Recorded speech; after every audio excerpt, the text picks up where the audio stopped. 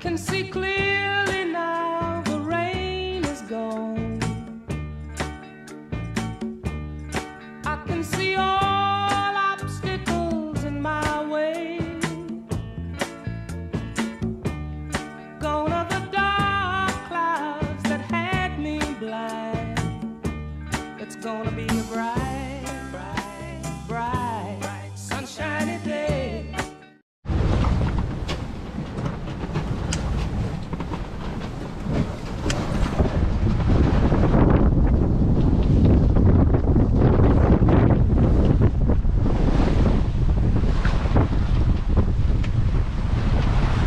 Et c'est parti pour le grand voyage.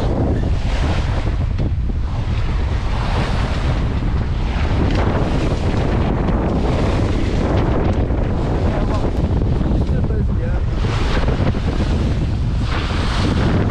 Les éoliennes de la Discord, comme dirait Thierry.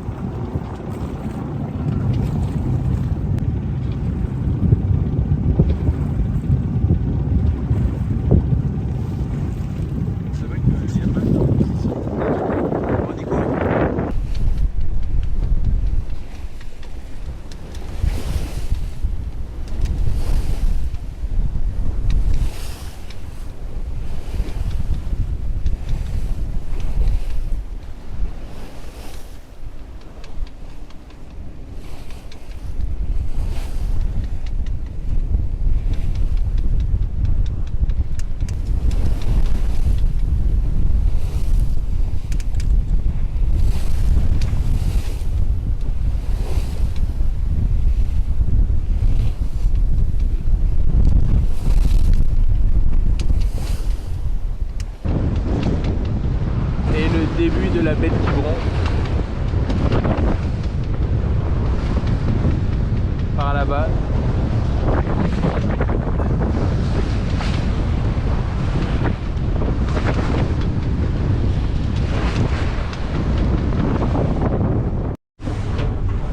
On essaye de faire un café. C'est pas forcément toujours facile parce que secoue un petit peu.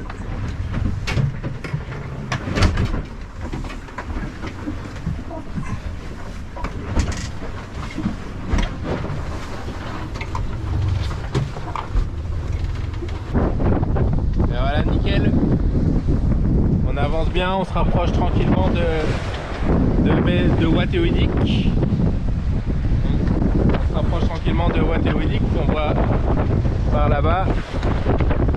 Vous verrez rien du tout. Hop. Et belle île droit devant. On marche bien, toujours à 6 nœuds. Ça fonctionne bien. C'est le top. Ça faisait longtemps que j'avais pas été en mer et c'est un vrai plaisir. On essaye de se positionner assez proche de Watt pour s'ouvrir l'angle et faire route tranquillement jusqu'à Pamar avec le vent dans la bonne direction. Voilà. Comme on va probablement pouvoir rejoindre la pointe de Pamar au travers, donc ça va être vraiment parfait.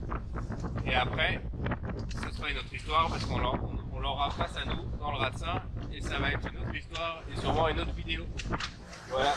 Parce qu'on va devoir passer le Ratsin sûrement avec pile à l'heure, sinon il risque de se fâcher avec le vent contre le courant. Voilà, donc ça c'est pour demain. Pour l'instant, on profite de ces super conditions.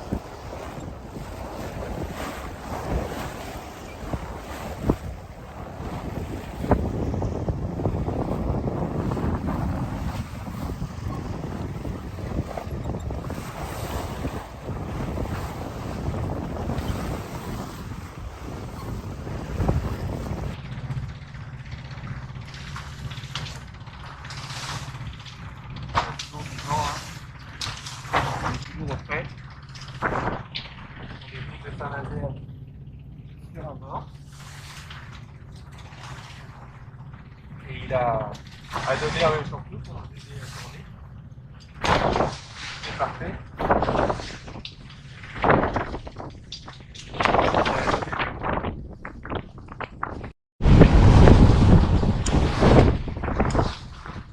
Et donc là on a choisi de passer à l'étage de pour que ça se fasse un peu le vent et le courant. Mais ça évite de passer à l'étage de basse mer et de prendre le vent contre-courant. Là ça fait 28 heures qu'on est parti, puis on va mettre 34.